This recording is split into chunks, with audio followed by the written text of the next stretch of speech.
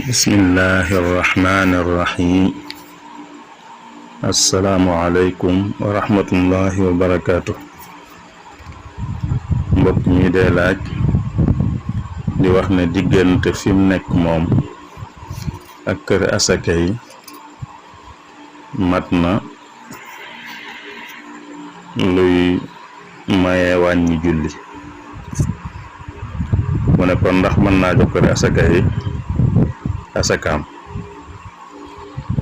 tontu bi moo di ne kër asaka yi moom ku ne mën na koo jox asakaam ak fu mën di nekk, lum sore ak kër asaka yi, ndax dafa taxawaayu kuy dajale asaka, waaye du ku ñuy jox asaka mu di ko moom.